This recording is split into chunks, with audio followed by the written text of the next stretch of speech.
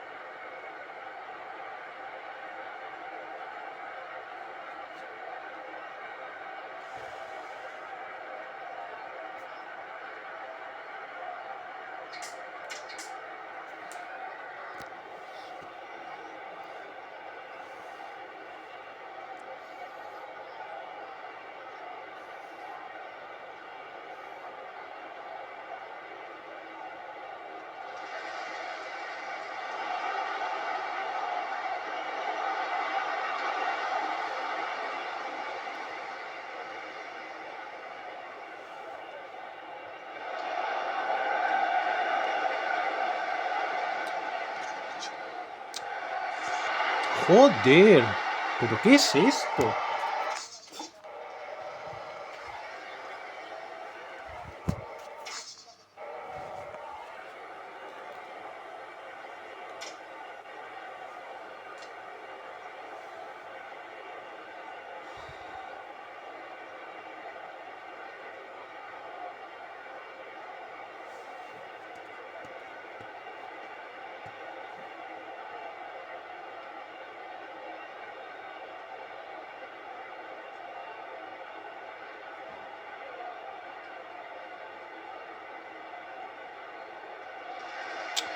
Ay, me cago en toda mi puta madre.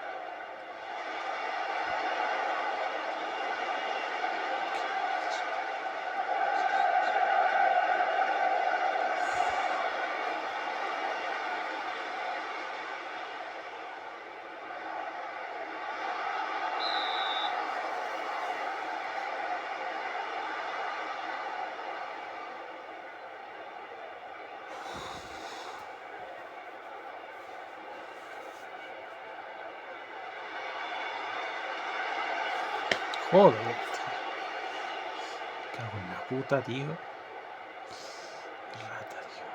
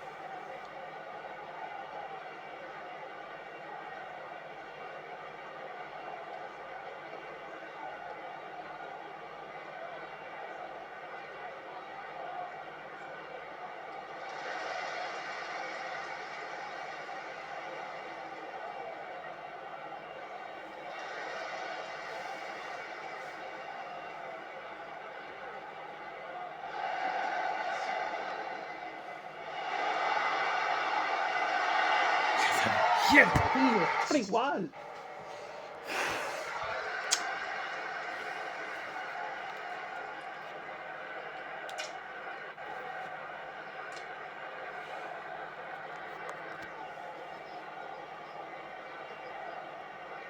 Bueno, sí.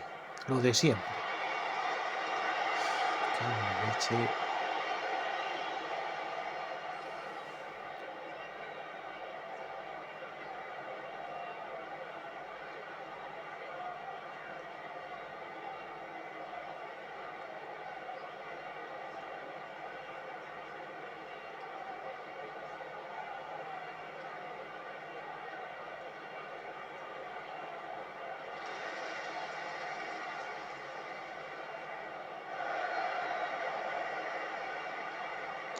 Yo es que...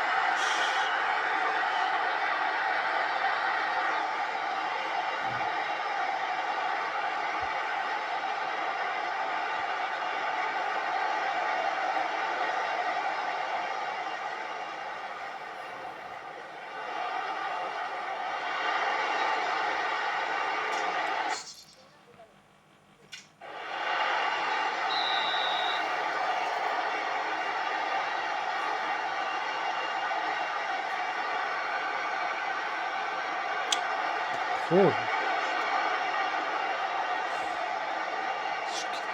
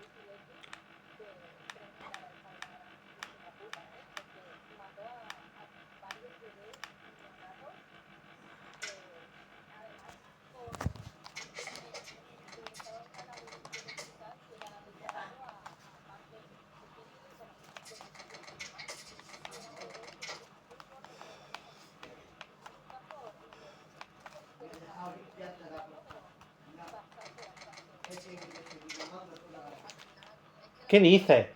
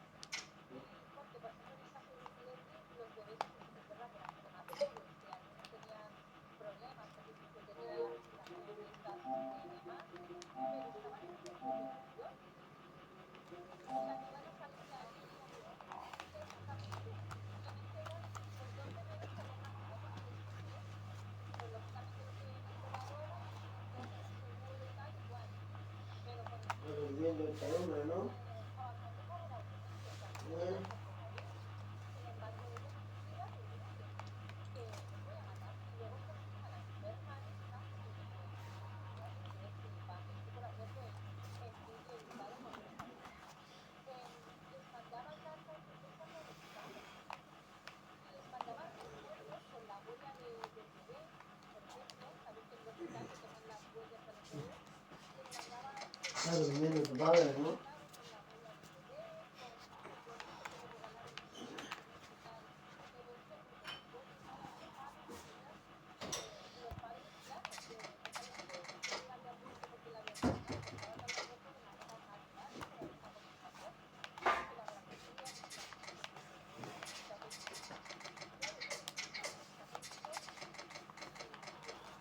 Está durmiendo.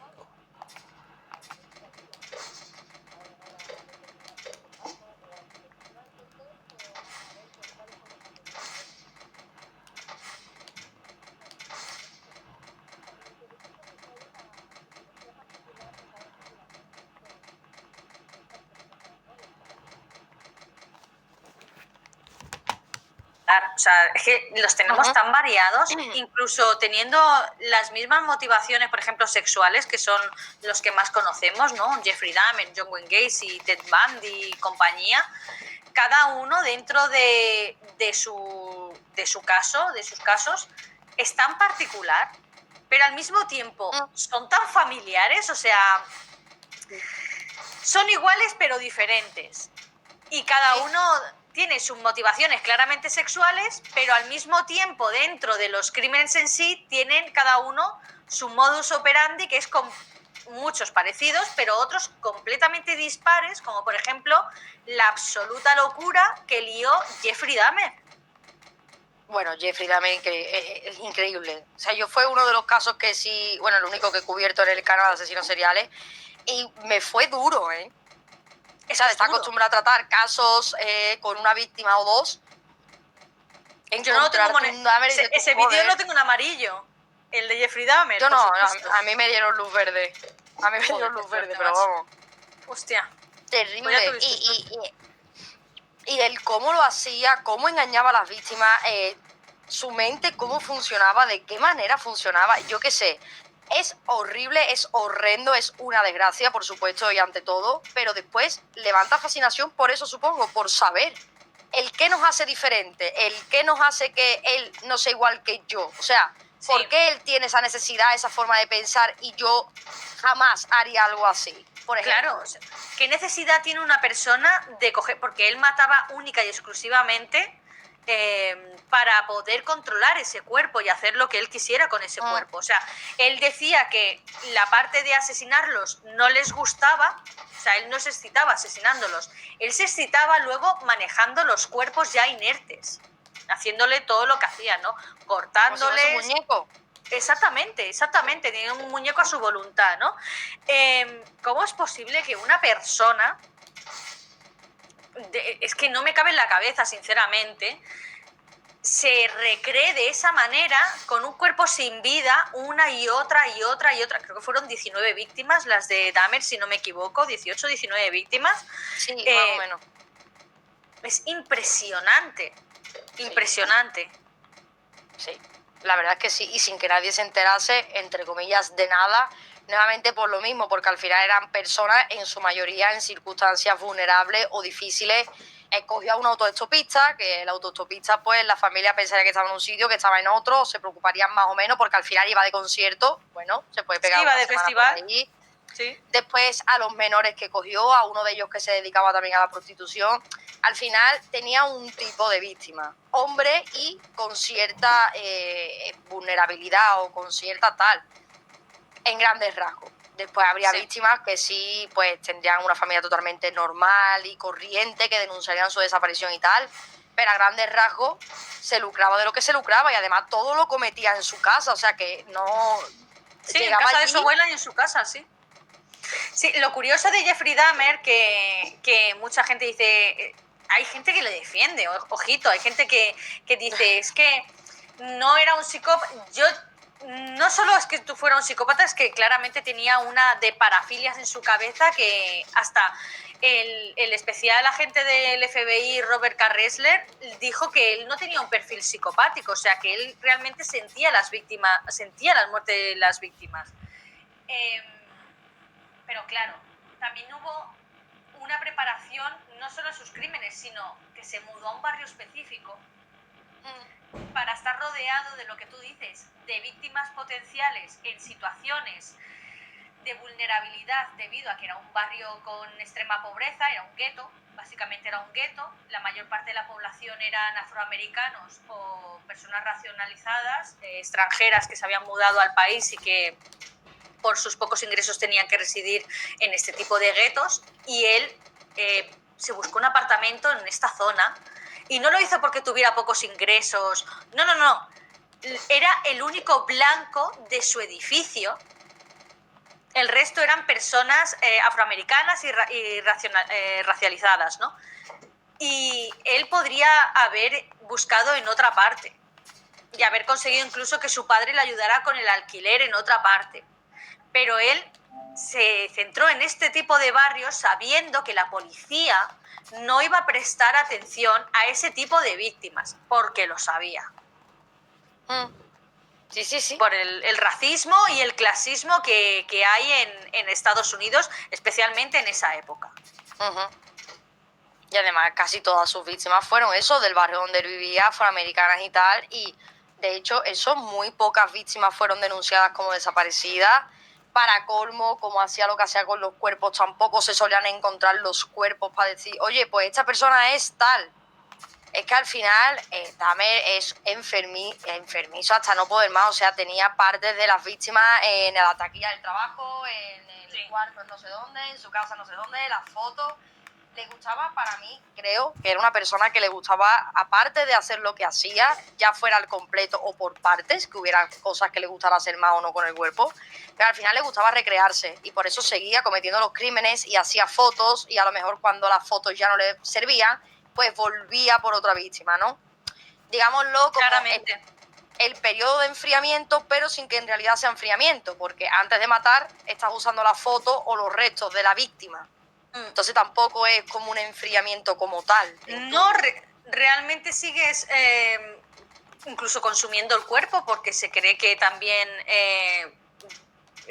practicó el canibalismo, ¿no? Aunque eso no está del todo confirmado, pero se cree que practicó el canibalismo. La necrofilia, claramente, abusaba de las víctimas ya inertes.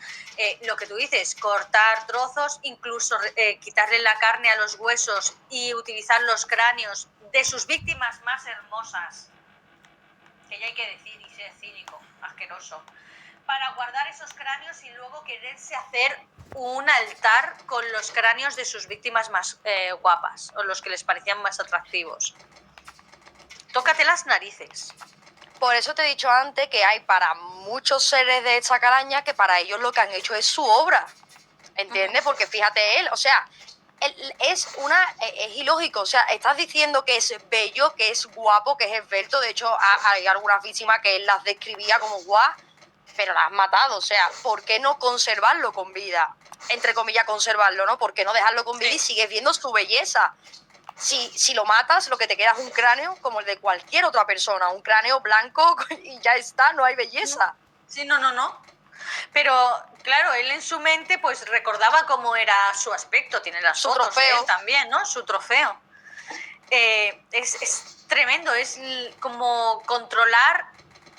Sí, pues como cuando le pillaron con el maniquí, cuando su abuela le pilló con el maniquí, ¿no? El controlar a algo inerte y el estar bajo tu merced sin que la otra persona, que lógicamente no tiene ni voz ni voto porque está muerta, pueda decirte que esto no le gusta o que aquello sí le gusta o cómo le gusta o tal. No, tú no me importas.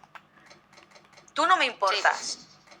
Pero para eso de podría, hecho, yo qué sé, no sé, aliviarse con prostitutos. Sí, pero al final a lo mejor eso tampoco le gustaba, porque al final no es algo genuino de que tú estés controlando realmente a la persona, sino que se está dejando controlar. Entonces a lo mejor ya eso no te gusta. Ya. Claro, o sea, o haber contratado a alguien que le guste el BDSM o lo que sea, ¿no? Porque al final Dahmer era un rollo más agresivo en ese aspecto. Pero al final no es genuino, no es una persona a la que tú has dejado inconsciente o que tú has mutilado. O sea, después el prostituto no se va a dejar que tú le cortes una mano. Una persona a la que has matado, sí. Claro. Y al final yo creo que él con cada víctima, aunque en grandes rasgos hiciera lo mismo, pero tenía partes que eran distintas. De algunos conservaban algunas cosas, de otros otras, a algunos le hacía más fotos, a otros menos. Al final era algo particular de cada uno. Algo distinto para cada víctima. Sí. Fue evolucionando también con el paso del tiempo. Fue claramente evolucionando. Sí. Hasta, si no lo llegan a parar, Dios sabe lo que habría hecho, porque ya que le quedaba vestirse con la piel de sus víctimas a lo Buffalo Bill, es que no, tarde o temprano lo habría descubierto, como Ed Gein. Ed Gein y Jeffrey Dahmer, guardando las distancias, se parecían bastante. Sí. Lo digo por el control que tenían de sus víctimas y cómo utilizaron sus cuerpos después de muertos, ¿no? Sí. Claramente era una fascinación por lo inerte, ¿se podría decir? Sí, eso es, yo creo que sí. Y el hecho de eso, de el recuerdo, el recrearte, el tú mirar, por ejemplo, en el caso de Dahmer, esa foto o ese cráneo y saber quién era, qué le hiciste, cómo ha llegado a donde está, o en el caso de Ed Gein, yo qué sé, el tío estaba tan flipado como para tener la tulipa de una lámpara hecha con piel humana, y es como, ¿qué te pasa en la cabeza? Bueno, pues para él una silla, el cabecero de la cama, creo, los pies de la cama, pues una forma de recrearte, yo qué sé, como el que pinta un cuadro y lo pone a la entrada de su casa para decir cada vez que entre, qué cuadro más bonito. Pues igual, pero en el sentido criminal, digamos, o no te ha pasado nunca hacer algo y decir, pues qué bien me ha quedado, o qué bien lo he hecho, o qué, y querer Sí. que la... Pues en este caso yo creo que igual, pero para lo malo. Es fuerte, ¿eh? Es muy fuerte. Sí, Y que encima te excite sexualmente eso, porque la motivación de Dahmer era claramente sexual también. O sea, es fuerte. Es que no sé qué, o sea, no sé qué es más enfermo, porque mal están las dos cosas, pero no sé qué es más enfermo. Si que te ponga a matar a una persona o que te ponga una persona fallecida por tu culpa. Es Porque que ahí está. Es que... O sea, ¿qué es peor? Claro, ahí podríamos entrar ya también en un debate. ¿Qué es peor? es que ¿Qué es peor? ¿Matar a una persona porque te excita el asesinato en sí mismo o matar a una persona porque te excita lo que puedas hacerle después de muerta? es que es terrible.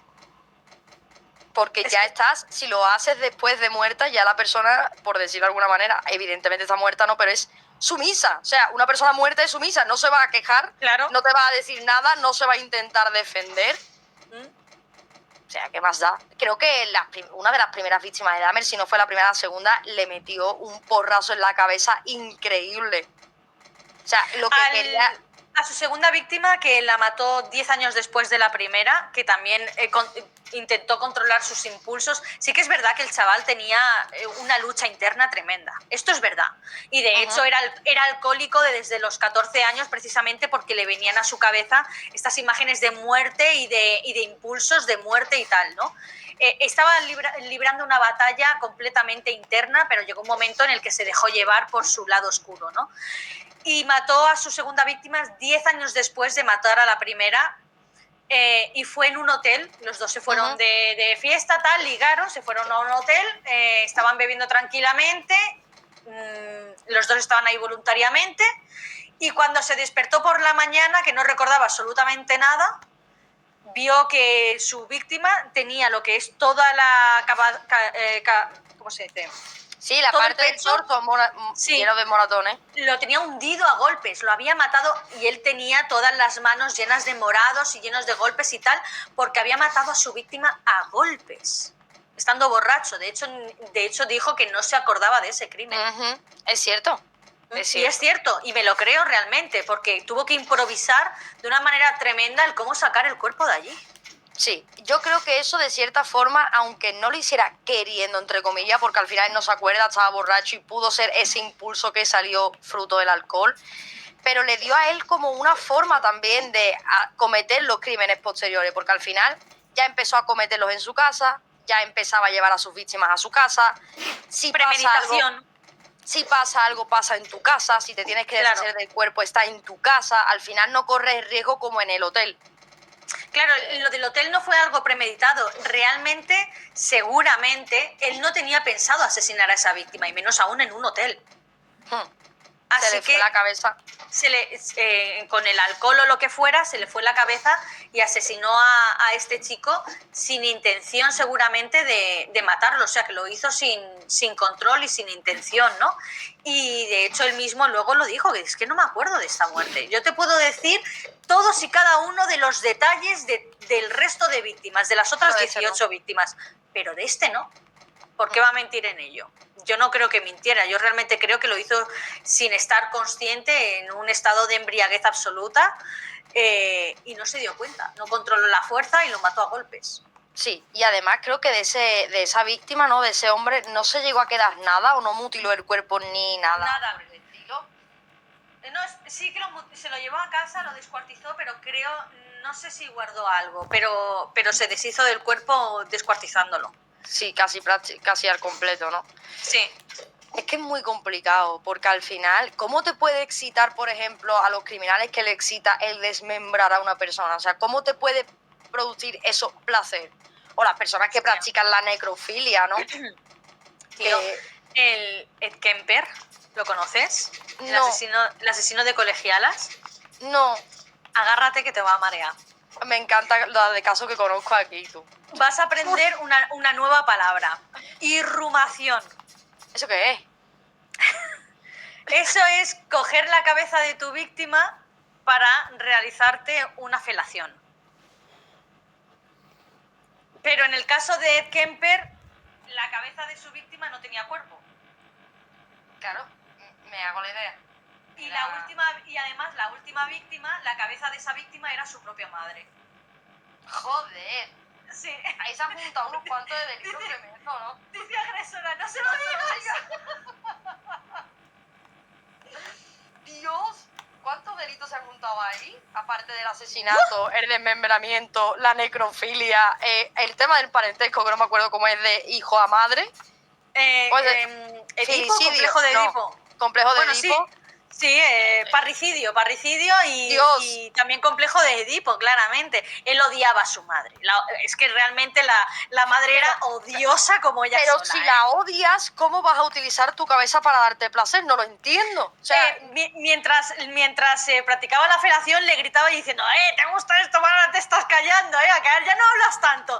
Tía, que la mató, le cortó la cabeza, colocó la cabeza en una estantería y se tiró horas gritándole a la cabeza y reprochándole todo lo que no le pudo decir en vida. Horas. Gritándole en plan, porque por tu culpa soy así, porque tal. O sea, reprochándole durante horas, gritándole en la cabeza. Bueno, pues lo único que nos confirma es que muy bien de la cabeza, pues literalmente no estaba, ¿no? Porque al final dice tú que le estás insultando a una cabeza que no se va a enterar de nada. Pero bueno, todo tu rollo, ¿eh? ¿Tú sigues? Claro. Consejo de su terapeuta, imagino. Sí. No, esas cosas no podía decírselas en vida, claramente. Es que la señora se las traía, ¿eh? O sea, claramente Ed Kemper es producto de la educación que le dio su madre. O sea, su madre era una bruja asquerosa, una asquerosa de verdad, ¿eh? Claro, y no te digo que no, y puedo incluso empatizar o hacerme una idea, pero la matas, o sea, te da como lo que estuvimos hablando ayer de los niños, ¿no? Que me dijiste de la chica esta que mató a los hermanos en su día, que mató a los hermanos por sobrecarga, por sí, Piedad, la niña de los... Eso, Piedad. Cochole, pues si al final tienes este tipo de relación con tu madre, es abusiva o es tal y la has matado, vale, pero después al final tampoco estaba bien de la cabeza para hacer lo que hizo posteriormente. No solo por matarla, sino por todo lo demás, ¿no? Yo qué sé, no había escuchado nunca un caso así. O sea, había escuchado... Es tremendo el caso de Kemper. Yo creo que está en el top 5 de asesinos en serie más famosos y reconocidos de la historia, ¿eh? Sí. Y previamente había matado a chavalas que la gran mayoría eran estudiantes de universidad y que además estudiaban en la universidad donde trabajaba su madre. Que su madre trabajaba, creo que, si no recuerdo mal, en la rectoría o algo así, como secretaria o algo así. Y bueno, eran chavalas muy jóvenes y tal. Y claramente pues tenía pues, la motivación esta de... Obviamente había una motivación sexual, porque si no, no te das placer con las cabezas, si no guardas las cabezas. Pero, por ejemplo, en una víctima que asesinó, pues enterró la cabeza de la víctima en el jardín de la madre, mirando a la casa de la madre. Hostia. Sí. Mirando a la ventana de la habitación de la madre. Sí. Pero qué mal rollo. Bueno, ¿y cómo se llamaba este que a sus víctimas las hacía hamburguesas? Este era americano también. ¿Era Robert Picton el que te refieres? Que tenía una granja de cerdos. No, es que no me acuerdo, ya es que yo he visto muchos casos, pero también hace mucho tiempo. Era de uno que se comía a sus víctimas en hamburguesas o algo así. No, ese no sé, pero... No recuerdo, a ver si me acuerdo.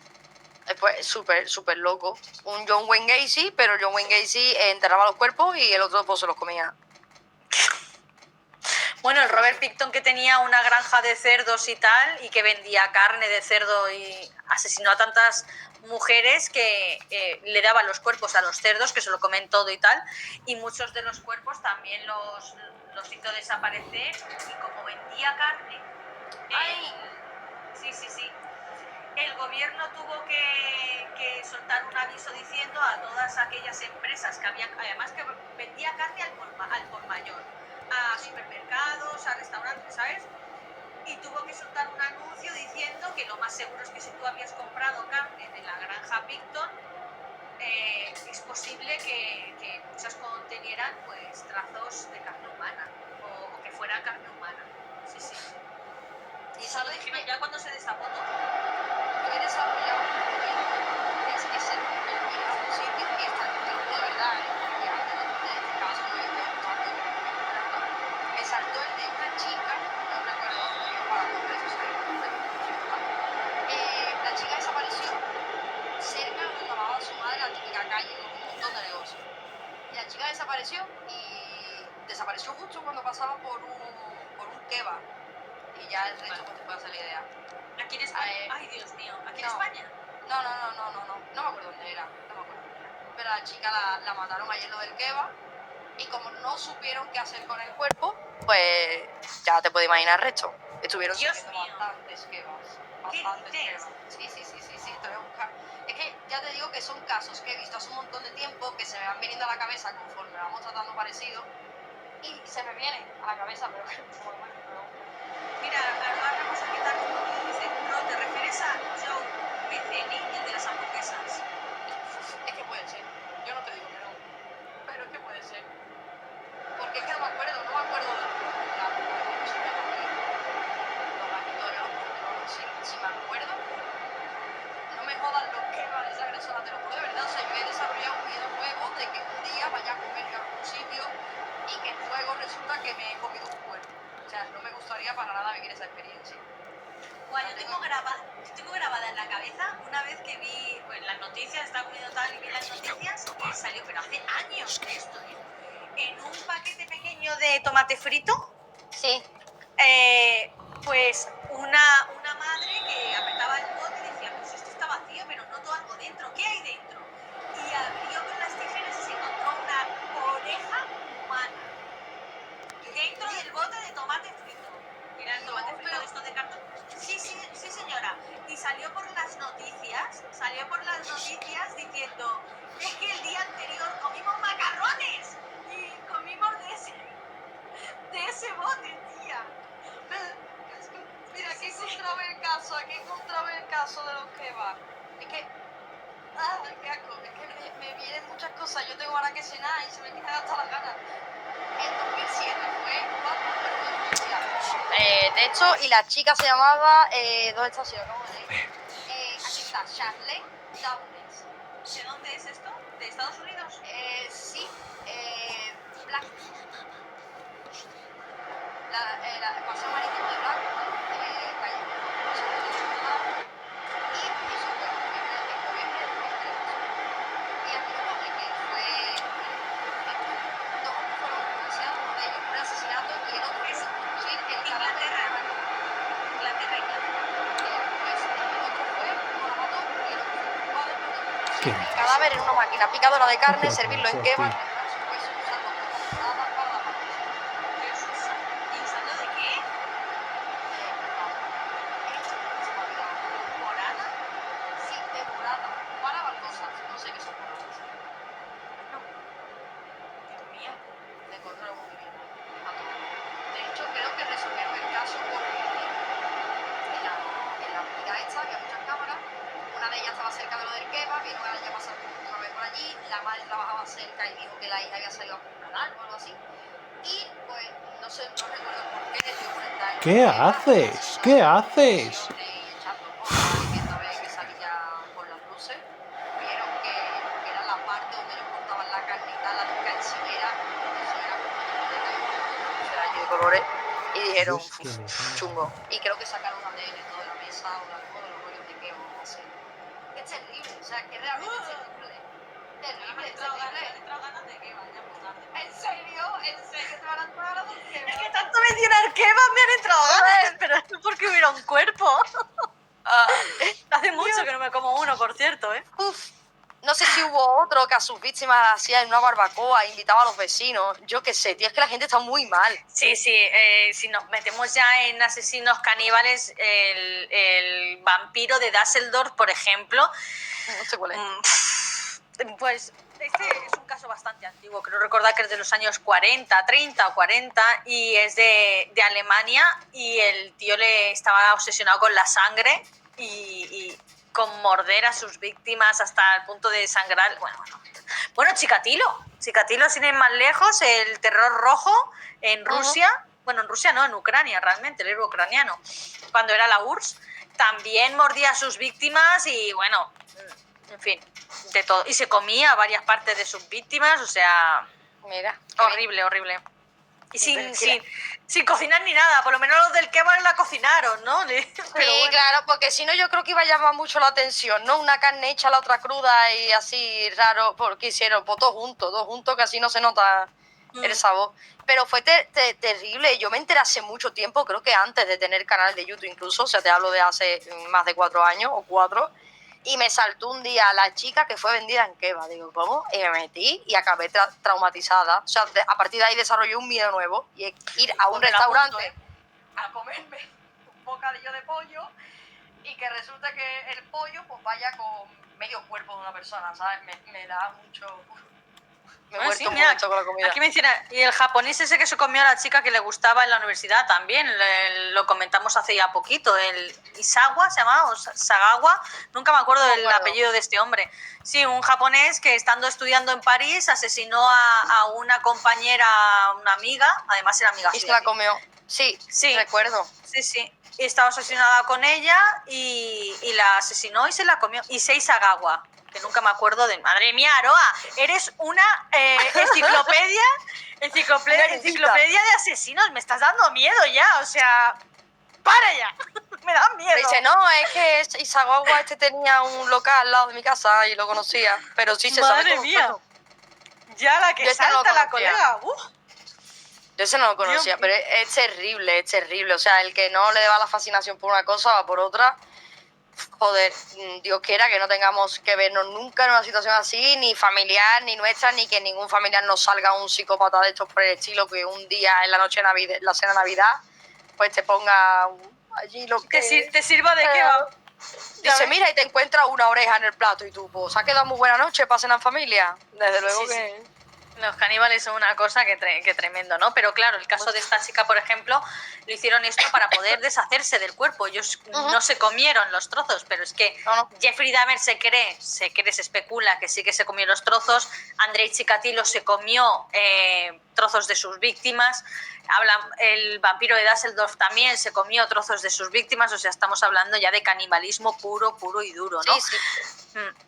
Hoy en día el tema de los asesinos en serie ha disminuido muchísimo, no es como hace tiempo atrás, ¿no? Digamos que las épocas doradas de los asesinos en serie fueron los años 60, 70, 80 y los 90, que también hubo un boom.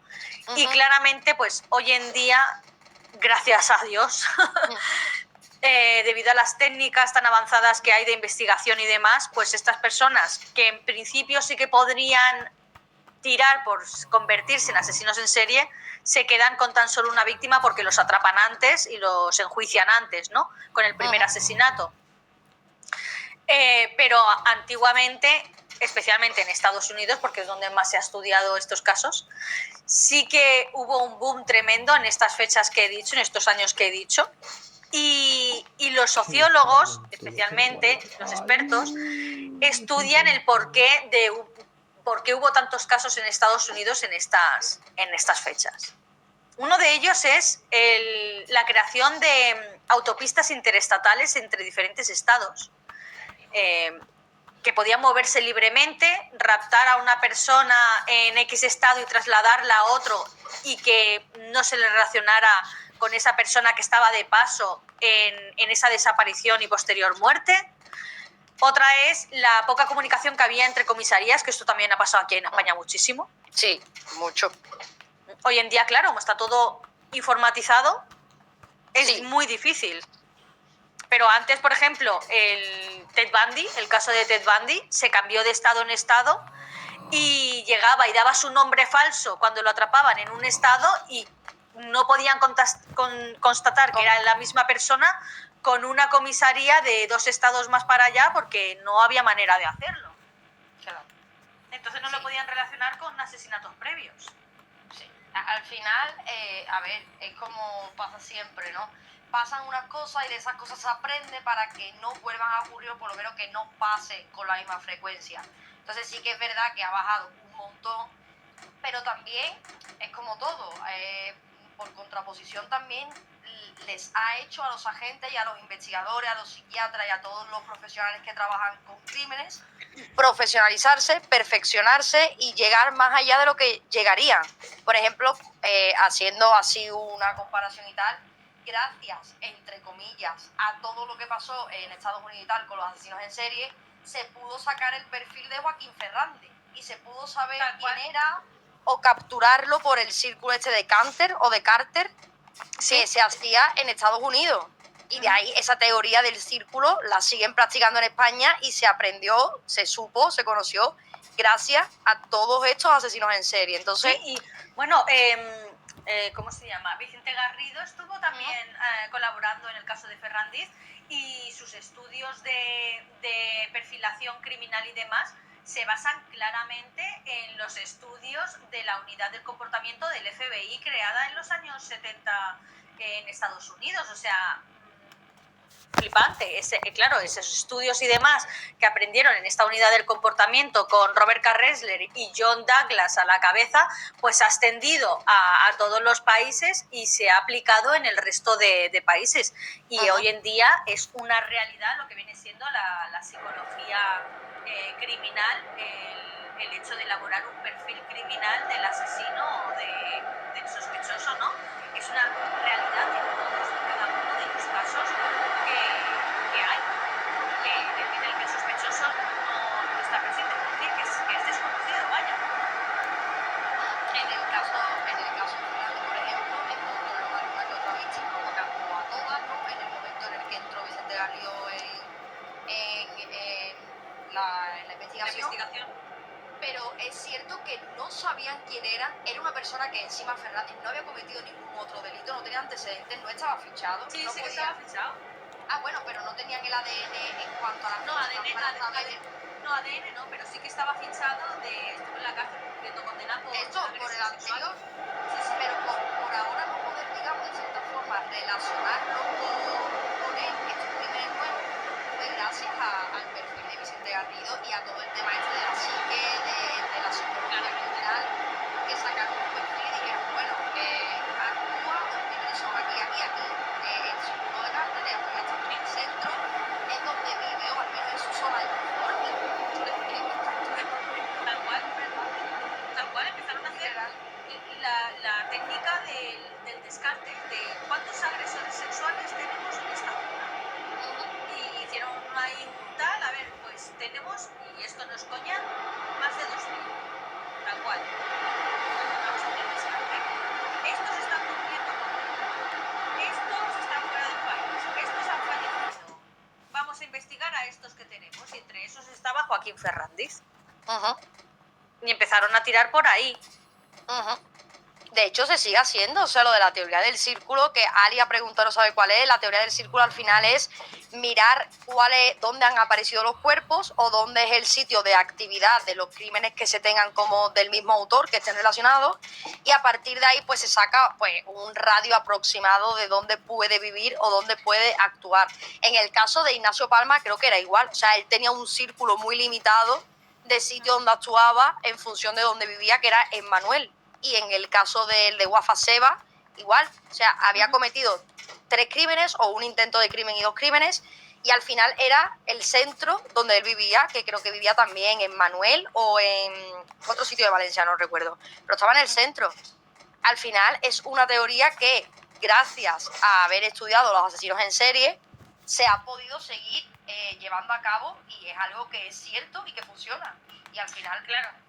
Sí, sí, es que un asesino en serie actúa en ese lugar en el que se siente cómodo. Claro. Conoce carretera. Exactamente. ¿Y dónde te sientes cómodo? Pues en esas zonas que conoces. BTK, Dennis Rader, que para mí, visto desde el punto de vista de asesino en serie, rollo psicológico y demás, es el prototipo de asesino en serie perfecto. Para mí, el que más. todos lo son, ¿no? Pero para mí es que cumple todos y cada uno de los aspectos de un asesino en serie con las 7 fases presentes de los asesinos en serie, que son 7 fases. Si queréis ahora las buscamos y las mencionamos, las comentamos. Y ese tío lo que hacía era dar vueltas buscando por su pueblo y tal, buscando víctimas potenciales, que él, cuando veía una y le gustaba, se interesaba por ella, la seguía a casa, la vigilaba durante meses, le llamaba, yo qué sé, Proyecto Alfa, por decirte una cosa, ¿no? En varias ocasiones incluso irrumpía en sus casas previamente, le robaba ropa interior, se aprendía sus rutinas, que esto es muy importante, sus rutinas y la de su familia, si estaban acompañadas, ¿sabes? Y todo esto con la intención de algún día asaltarla y cometer el acto en sí. Una puta Todo locura. premeditado. Sí, Todo premeditado y actuando en una zona segura y tal, en su coche, esperando delante de su casa, vigilándola durante horas. A tal hora sale a trabajar, o sea, a tal hora vuelve de trabajar. Los jueves su marido, yo qué sé, queda con los amigos para jugar al pádel, ponerte un ejemplo. Pues el jueves es el día perfecto que el marido no está.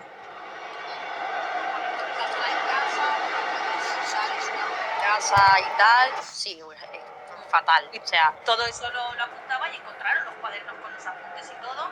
Y a cada persona, fíjate si deshumanizaba a las víctimas, las llamaba, pues se las trataba de él sabía el nombre y apellido porque buscaba en la basura, en los montones y demás. Y los llamaba por trabajos. sí, por proyectos, ¿no? De proyectos, así. Proyecto Alfa, beta. Sí, proyecto 1, proyecto 2, sí. Aunque sabía el nombre. Y lo pienso porque dices, pues que las estaba observando. ¿Sabes lo que pasa? Que lo peor de los asesinos en serie, creo yo, es lo inteligente que son. Es lo peor y lo que más a su favor está, porque si hubieran sido no tan listos, si no hubieran sido tan listos, a lo mejor no hubieran llegado a 3 víctimas, hubieran llegado a 2 y lo hubieran cogido. Eso y la época en la que BTK, por ejemplo, si actual hoy en día lo habrían atrapado en los primeros crímenes que asesinó a casi una familia en completo, 4 miembros de una misma familia, y en el cuerpo de la niña de 11 años él se masturbó y estaba ahí su esperma, es decir, que pudieron conseguir lo que viene siendo el ADN de él. De hecho lo pillaron por el ADN. A posteriori. A posteriori, en el año 2003, si no me equivoco, 2003-2004. Estamos hablando de un hombre que estuvo 30 años en activo.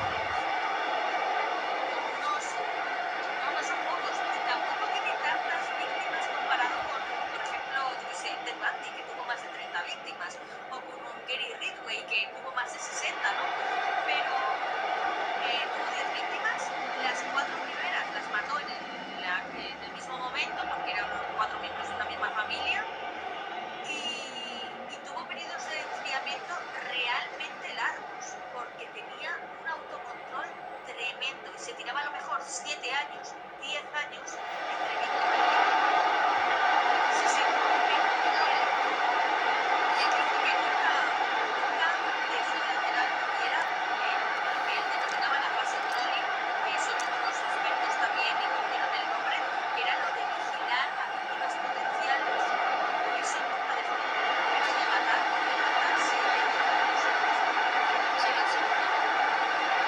Sí, al final sí, al final era un poco de todo porque analizar las esperanzas y sobre todo la rutina y luego consumar el plan que era quitarle la vida. Si eso le llevaba 5 años, 10 años, pues no tenía prisa tampoco. Cuanto más tiempo tengas, mejor estudias a esa persona y mejor puedes llevar a cabo pues, lo que tengas pensado, me imagino. También para que no te quede nadie, no haya ninguna sorpresa, se va a resolver.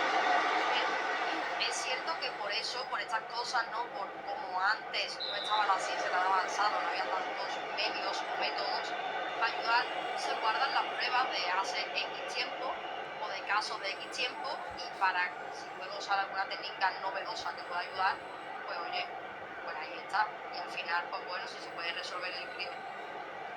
Es buena cosa, pero sí es verdad que hace 40 o 50 años, incluso 30 años, no había los mismos métodos ni se No. hacían las cosas igual.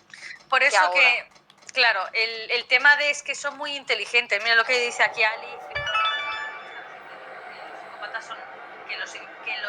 Que lo de los psicópatas sean inteligentes es un mito. Y claro, si mencionamos esto con que realmente las técnicas de investigación no son las que son ahora, perfectamente me lo creo. Y es que es perfectamente plausible.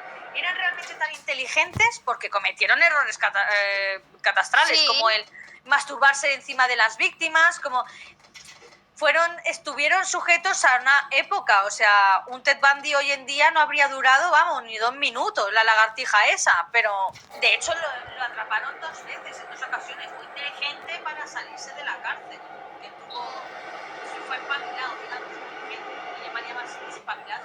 Pero el hecho de... Yo creo que fueron simplemente... corrieron la suerte de crecer y vivir en una época en la que poder salirse con la suya por la ineficacia, digamos, de la ciencia, de la economía, básicamente. Yo, cuando se muy inteligente, más que hemos dicho que al final es una persona que está preparada, está pensando cómo va a controlar, que después se ve la que va a discutir el hecho, puede dejar después ya bien, o sea, que al final la realidad crimen y llevarlo a cabo no es el acto, o sea, a ver si mucho es el acto de Sí, sí. ¿no? Pero ya me entienden, te hablo de asesinos seriales que han contado con una planificación, una premeditación, que se han preparado un plan sin fisura, que luego, pues bueno, que lo han pillado o no, pero en ese momento ellos han llevado a cabo ese crimen y lo han hecho sin que haya testigos, sin que haya nada. O sea, por ejemplo, en un caso que conté hace tiempo, después de un chaval que estaba asesinando a su vecina, entró con su rutina, se metió en su apartamento, la metió en el dormitorio, la asesinó y después se fue. Y en ese momento, él se cogió la casa, cuando llegó la chica del apartamento con su amiga, nadie notó nada, ella entró en su casa y no notó nada, se acostó en su cama y no notó nada, y él cometió el crimen llevando 3, 4, 5 horas allí esperando escondido en un armario. Le hizo fotos, le hizo de todo y se fue. Y era el vecino de enfrente. La observaba por la ventana trasera de su cuarto. Y el tío después se fue del trabajo, se fue de donde vivía y nadie sabía por qué. Que después lo pillaron, sí. Pero durante un tiempo nadie sabía quién, por qué, cómo, ni cuándo, ni nada. Que después hay una investigación súper buena o los medios avanzan y se puede saber, sí, pero puede que colarte en la casa de una persona sin que note nada, esconderte y llevar a cabo un crimen saliendo tú ileso y el crimen cometido, yo no lo veo tampoco algo súper mega fácil como que cualquier persona pueda hacerlo. No, hay que tener en cuenta, por ejemplo, la mente del que lo va a hacer en ese momento. Hay que tener muchísima sangre fría. O sea, el corazón, cuando la escuchó entrar, por ejemplo, en este caso, o un BTK que está esperando ahí, esperando a que entre su víctima en la más absoluta oscuridad, durante horas, cuando oye la puerta que se abre, le tiene que latir el corazón a 3000 por hora. Eso es chute de droga, yo creo también, el tema de la adrenalina. Sí, Yo sí, después claramente. juego al escondite con un primo mío de 5 años y me escondo y nada más que lo escucho un poquito me meo, porque digo, me va a pillar, o sea, me entra nervio, empiezo a sudar y está jugando al escondite, ¿sabes? O sea, al final, una persona que esté escondida en un ropero con un cuchillo esperando el momento exacto para abalanzarse sobre su víctima, tío, yo qué sé, yo no sé cómo pueden tener eso, esa sangre fría, esa mente fría de actuar y ya está, ¿no? Y al final irte de ahí con el crimen hecho, realizado y bueno, a seguir tu vida. ¿Y él por qué no tuvo que enfrentarse a su víctima realmente? O sea, lo haría cuando ella ya estaba más relajada en la cama o lo que sea, ¿no? Pero por ejemplo, un Ted Bundy que se presenta a sus víctimas con, yo qué sé, con un cabestrillo, pone su cara más angelical y se presenta a sus víctimas con ese desparpajo y en fin, en plan, hola, tal, me llamo Ted, oye, ¿me ayudas? Que tengo que subir unos libros y como tengo un cabestrillo... ¿Cómo tienes esa sangre fría de ponerte una careta y de dar tu mejor papel? Porque, sinceramente, hay que ser buen actor para pretender una cosa de esa manera, ¿no? Yo creo que es que disfrutan de todo el proceso. Del paso A al paso Z disfrutan, Sí. si no sería imposible. O sea, al Claramente. final, con eso que tú te has comentado de Ted Bundy y el tema del cabestrillo, de ayúdame, tal cual, es una forma de convencer y ahí es donde tú tienes que sacar pues tu mejor versión para convencer a esa persona. Si sacas tu mejor versión y la convences, pues eso que has adelantado en tu plan, si no, pues sabes que tienes que mejorar. Al final lo ven como un juego con algo que les proporciona placer, más o menos en según qué fase, habrá cosas que les gusten más y cosas que menos, pero al final yo creo que es que disfrutan del proceso entero. O sea, para ellos es, joder, que así no al final abordarías a cualquier persona por la calle y la matarías. No tienes por qué engañarla, no tienes por qué sonreírle, por ejemplo.